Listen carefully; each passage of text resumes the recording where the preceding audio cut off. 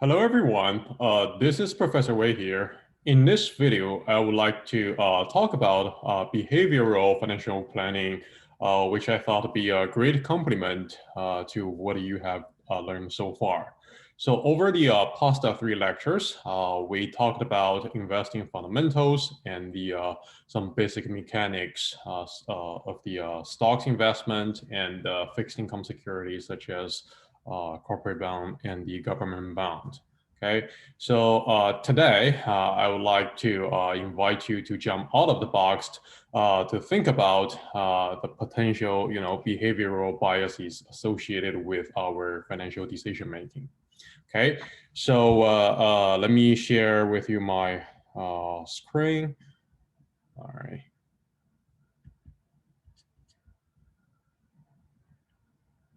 Oh, sorry, just a second.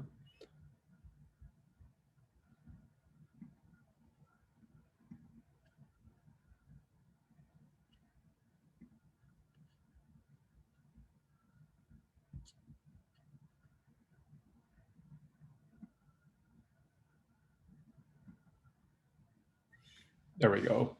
Okay, so before I start, I would like to invite you to, revisit an experiment I did at the beginning of the semester to motivate the subject. Okay, so remember I gave you the investment opportunity for assets over an unknown time span, and I didn't even tell you what these assets are. And I encourage you to, kind of trade off the risk and reward to pick up the asset you really want. Okay, so obviously, most of you guys picked up the yellow line because it seems like it better trade off the return and the risk. So the fact is, this investment is $1 over a time span from 1990 to 2008. Okay, the green line is the safest asset in the world, which is the return on the U.S. Treasury bill, right? And the red line captures the return of the stock market, and the green line is the return on the pharmaceutical company Pfizer. Obviously, those drug companies are pretty innovative, so it's going to be much more volatile compared to the overall market. So most of you guys didn't pick up these three investments. Instead, all of you, including myself, choose the yellow investment, which is unfortunately is a feeder fund served for Bernie Madoff's Ponzi scheme. That's why it ended up in 2008. Okay, so this simple experiment I did in class clearly showed that we are essentially human beings, right? So we are imperfect and we all want higher return, lower risk. Okay, so driven by our greed and our loss aversion, most likely we are, we sometimes make biased decisions. Okay, another example is associated with, the overall market in the COVID-19. So on this slide, I plot a table which is in the form of a descending sort of stock return on S&P 500 over the time period from 1926 to March 13, 2020, which is the I think that's when the COVID-19 kicked off in the US.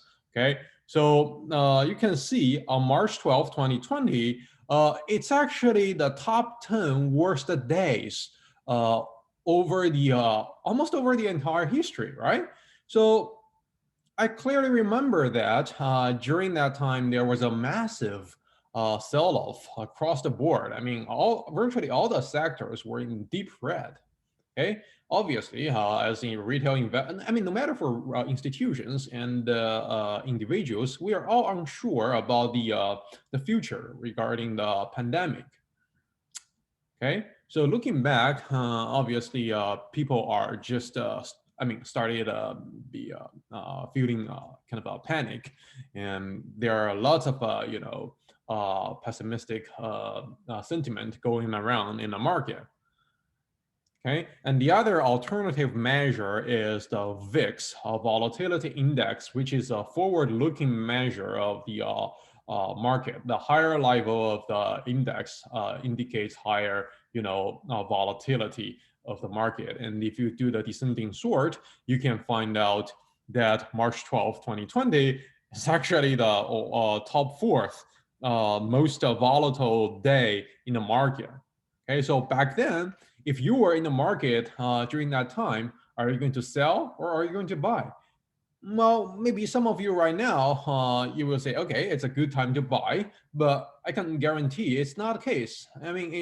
It's really hard for you to avoid the, negative market sentiment during that kind of a volatile period. Okay, and even if you sell, what do you think to be the best time for you to be back into the market? Okay, it's almost impossible for you to navigate through this kind of a volatile environment, especially during a downturn. Because as I mentioned, we are human beings, we are loss averse. I'm going to come back in terms of the loss aversion at the later discussion, but I'm just pointing out it's going to be extremely challenging for you to, time the market. Oops. All right. And if you look at March 13, 2020, which is a day later, surprisingly, it is actually one of the top 10 best trading days in the history. It's 9.3% bounce back. Okay. So, well, if you liquidate your position on March 12th, it's almost impossible for you to, get back. So think about it. Another similar example is what we were experiencing this week. Sorry, I think there's a layout format issue. Okay, so another similar example is what we were experiencing last week regarding the high-tech companies' earnings report. Okay, so this is what I've been talking about during the class. You can see there's a huge punishment on the earnings report on Facebook, the Meta, Google, Microsoft, and Amazon. Okay, so the market interpret their report as a very, ugly, short term because of the inflation and changing revenue structure, slowdown of the cloud computing, and many other different things. Okay, so my question is, what should we do? And do you think this kind of a market reaction to be normal, especially for mega cap companies such as Amazon? Is it normal? Well, you can see I had a little screenshot over here from CNBC. So some people argue that, well, the performance seems to be bad, but definitely it's not 20% back. Because I clearly remember soon after the earning call of Amazon, it started tumbled by 20% in the after hours. Okay, in the normal environment, if you go back to the market of 2008, it's something at the. I think right now we are even worse. It's absolutely abnormal. Okay. Why? Well, there are certainly some sort of a market misperceptions going on. People are overly pessimistic, and it's kind of an overreaction. Okay? So I talked about the mechanic associated with this kind of stock performance in class, but in this lecture, I want to mention there are some sort of sentiment and a perception in excess of the fundamental that drives the market reaction. Okay, so clearly it's not inappropriate. And if you look at the stock performance of last Friday, October 28th, 2022, just one day after the earnings of Apple and Amazon, virtually the entire market was in deep green. Okay, so it was a very strong comeback after that day. I'm not talking about the short term and the long term market. I'm just talking about the market reaction within 2 day or 3 day window. Okay, so clearly, if you look at the stock performance of Apple and Amazon within one day, including after hours, I mean, 15% range of bouncing is kind of abnormal. All right. I will interpret this kind of a reaction to be driven by the behavioral biases associated with the investors. Okay. So in this discussion, I want to give you guys a couple of examples to illustrate the idea of what do I mean by behavioral biases. Okay. Another corresponding topic is regarding holiday effects. Okay, I will include that into the chapter motivation. So if you look at the past performance of market during the Thanksgiving week over the across the entire market, different sectors, you can see the return on average is actually pretty decent over the time span from 1990 to 2020. Okay, so you can see it's almost a positive percent. I mean, over that long time span, this kind of a number is very good. Okay, and you can easily grab lots of news media headline that is telling you that okay, we are experiencing very positive sentiment during holiday season and people will spend more, and lots of stores, they have a great sales number over the Christmas and the Thanksgiving. Okay, and this graph is another visualization that captures the performance in the Dow Jones sector. You can see since 1950, majority of the calendar year has a positive Thanksgiving trade on average. Okay, I'm not sure about this year because it's kind of a special given the disruption of post pandemic inflation, something like that. It might be very horrible given the given what was happening over the past quarter regarding their report. But I'm just talking about the average performance. You can see it's quite good during the holiday season. Why? Well, because during the holidays people are happy. Okay, we just want to spend more. Yeah, we don't care about our spending or purchasing power. Most likely, our purchasing decisions are driven by our habit. Okay, it may naturally lead to a positive economic spending, which in turn translate to the positive performance in the capital market. Okay, so this is another summary statistics in terms of the average returns for major indices from over the time span from Thanksgiving to Christmas Eve. You can see across the Russell, Dow Jones, S&P 500, and NASDAQ, they are all positive. Okay, so it is a challenge. It is a challenge to properly assess our investment decisions. Before doing that, we have to understand our behaviors. Okay.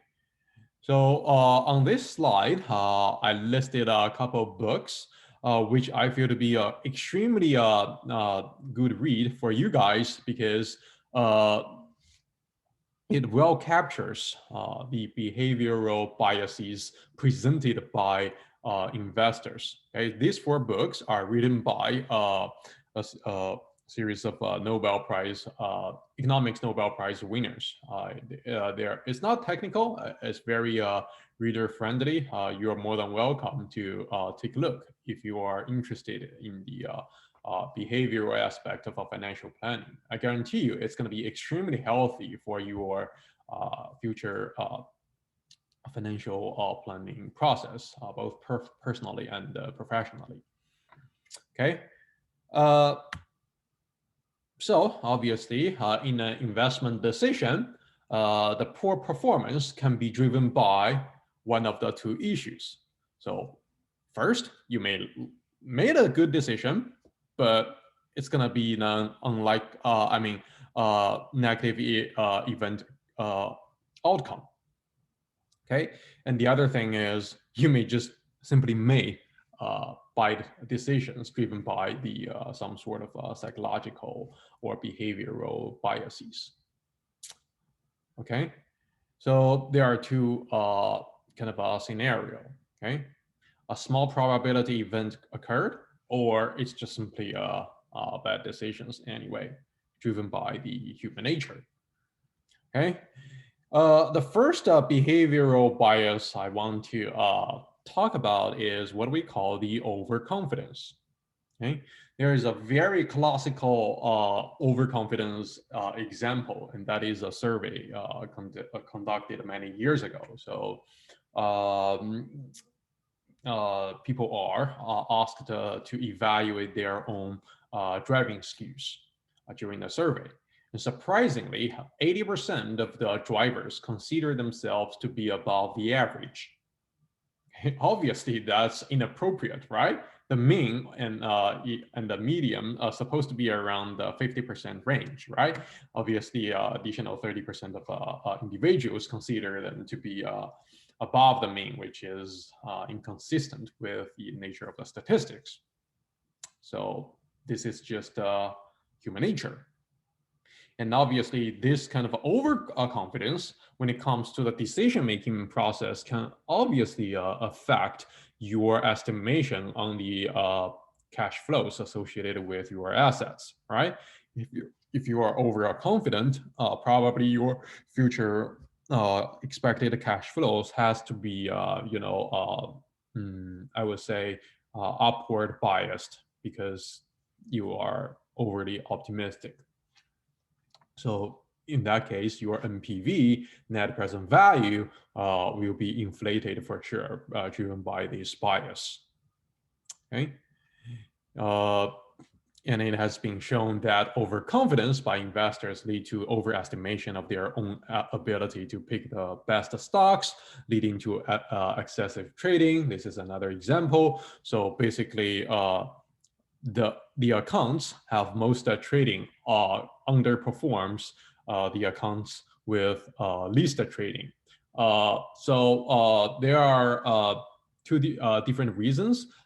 First, the more trading will be associated with higher trading cost, transaction fees. And the other thing is if you trade much more frequently, you are likely to miss some of the big surge or big firm specific event across the timeline. So it's going to be hard if you are overconfident, but it's very likely for you to be subject to this kind of a mentality. It has already been proved by the behavioral scientists that virtually all of us have this kind of a mentality, which is very natural. Okay, and the other thing is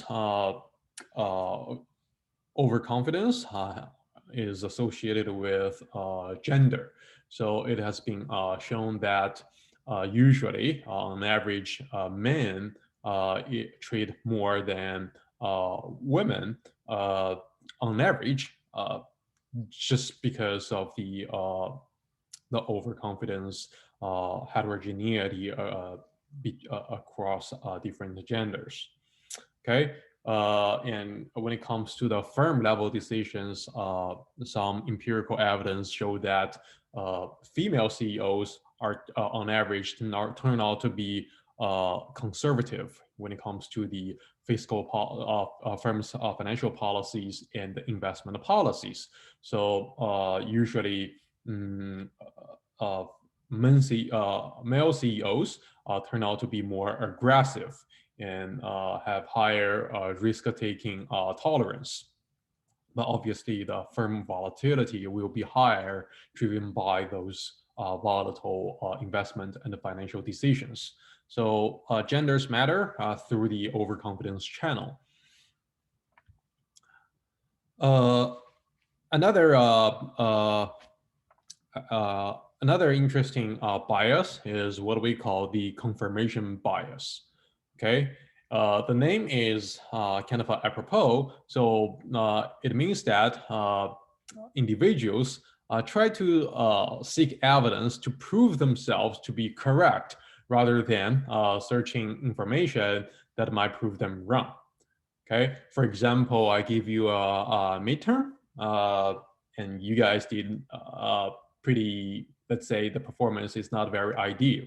Okay, on average, you guys may blame me that I am a bad professor or the exam is too hard, instead of arguing that you guys didn't well prepare for the test. Okay, so this is a confirmation bias. Okay, you try to confirm that you have a very bad professor or very inappropriately designed exam, as opposed to prove yourself the inadequate preparation for the test, right? So this is what we mean by confirmation bias. Another interesting thing is the framing effect. So how you frame the question may likely affect the answer or the choice selected. Okay, so for example, this is a set of questions that illustrate the idea of framing dependence. Okay, so consider the following example. A disaster has occurred. Okay, 600 people are at risk, and you are in charge of this entire rescue plan. Okay, you must choose between two of the following rescue operations. Under scenario 1, you have two options. Option A will lead to exactly 200 people will be saved. And the second plan will lead to an outcome where there is 1/3 of chance that all 600 people will be saved, and 2/3 of chance that no people will be saved. Okay?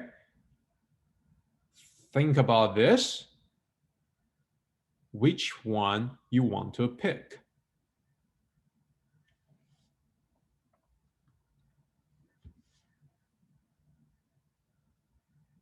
Okay, now let me tell you. So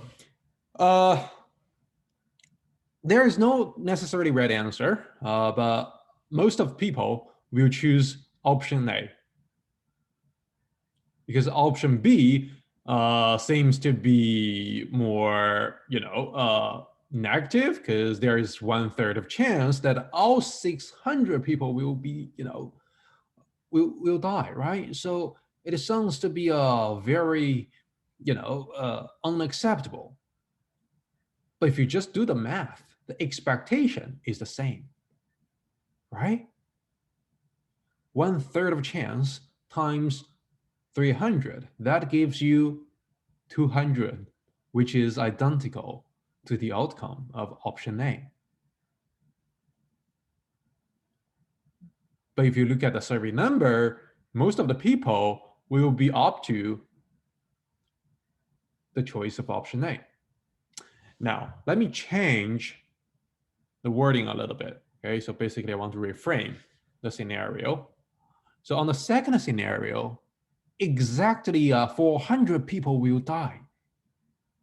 Option D, there's 1/3 of chance that nobody will die and 2/3 of chance that all 600 people will die. So which one you really want under this scenario? There we go. Most people will choose option D, right? Well, if you take a closer look, option A and option C are exactly the same, right? So look at option A again. Exactly 200 people will be saved. Where option C captures the same thing. Exactly 400 people will die. Where option D is saying that 1/3 chance that nobody will die and 2/3 chance 600 people will die, which is exactly identical to option B. But you can see people are, we present some sort of inconsistency when we are looking at exact the same event or decision-making alternatives. So through this example, I just want to convince you that sometimes we have to be very cautious in terms of the financial alternatives that we need to choose, and it highly depends upon how the seller or the investment opportunities are branded and packaged. Okay, because the way they present the scenario can potentially bias your decision. Okay, so this is what we call the framing effect. Another similar example is suppose you have two news. One is very bad news. One is small good news. Okay, when you want to present these two news jointly to your supervisor in a working environment, the order of news release actually matters. Okay, if you present that big bad news up front, it will subsume the effect of that small good news. Whereas if you change the order, that positive sentiment brought by that small good news may potentially greatly mitigate the negative impact associated with that big bad news. Okay, this is another variation of this sort of framing dependence. Okay, so the way you change and present information matters. Okay, all right. Now another example is what we call the loss aversion. Okay, so take a look of these two scenarios. Where the scenario one, suppose we give you 1,000, you have the following choices. Option A, you can receive another 500 for sure. Option B, you can flip a fair coin. If the coin has a head, you get another 1,000. But if it has a tail, you get nothing, 0. Okay. Scenario two, suppose we give you 2,000, you have the following choices. Option C, you can lose 500 for sure, where option D depend upon flipping a coin. If it has a head, you lose 1,000. If it has tail, you lose nothing. Well, pause the video a second, just do the math.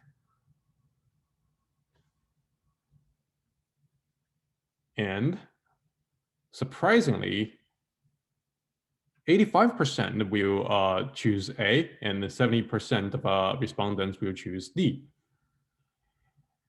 And similar with our last example, there is a sort of inconsistency because if you carefully look at option A and C, they are exactly the same, and option B and D are exactly the same, right? $1,000 in the first scenario plus the certainty 500 that gives you 1,500, where 2,000 plus the negative certain 500 gives you 1,500. Likewise for B and D, they are the same. But why individuals opt to option D in the second scenario? Because we are loss averse. Okay, we cannot. I mean, we just don't. We are very reluctant to face the reality where we have to lose $500 for sure. Okay, so as investors, we are extremely loss averse, and driven by that, we are highly likely to be biased. Okay, there is a corresponding theory called prospect theory, which captures that people are definitely loss averse. If you look at this graph, it presents you the happiness of $100 versus unhappiness of a loss of $100. Okay, so you can see definitely the magnitude is quite different. Okay, so losing 100 hurts much more than gaining 100. Okay, in terms of the utility sourced from the this $100 practice.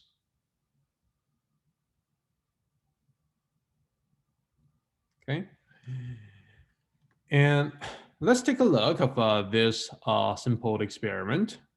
Which one you really prefer? 100 chance to win $1,000, and 50% chance to win $2,000.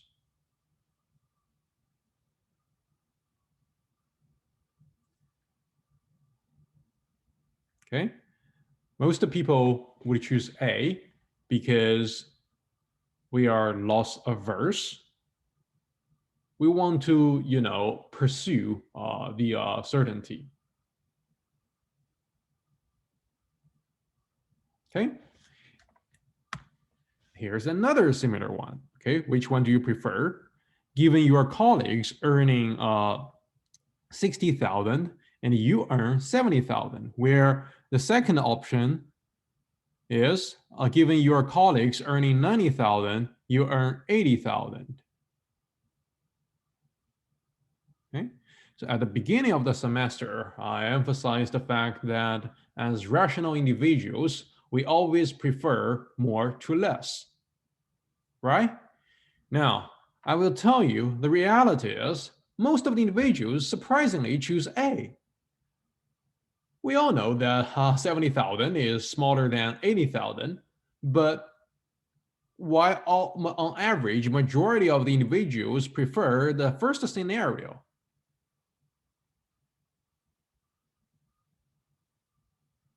Well, we are human beings and we are subject to biases.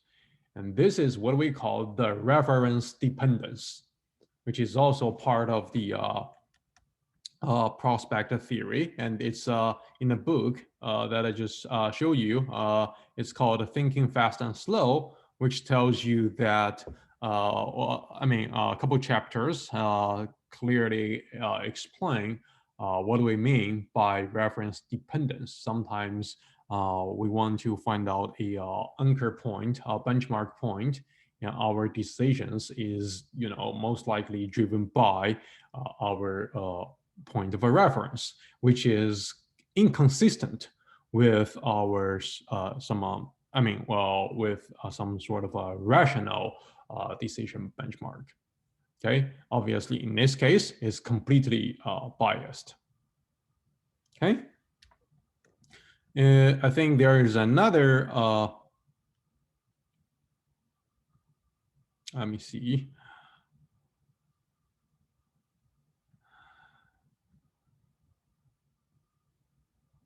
There is another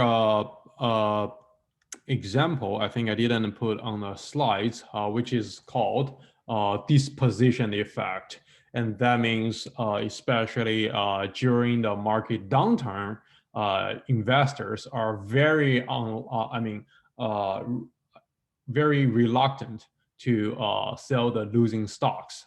Instead, what they are doing is to sell the winning stock, collect the gain, and with the hope that their losing stocks will be eventually come back. And that's actually completely inappropriate either, because by selling the winning stocks, you have to pay the tax. It's not tax efficient, and it's likely that your losing stock will continue to go down given the negative market sentiment. And actually, this kind of a bias is commonly presented, especially given the current economy. Okay, so anyhow, in this chapter, I think there are lots of interesting topics, and on Canvas, I'll post a couple more interesting learning resources, which I hope to be beneficial for your future decision making. Okay, so I'm kind of surprised that on your textbook, it's not on your. There's no chapter discussing this, but I do believe it's very important. So that's why I prepare this lecture. Hopefully, you guys enjoyed. We don't have any homework for this chapter, so you don't need to worry about the Connect assignment. Okay, so I will see you guys in next lecture.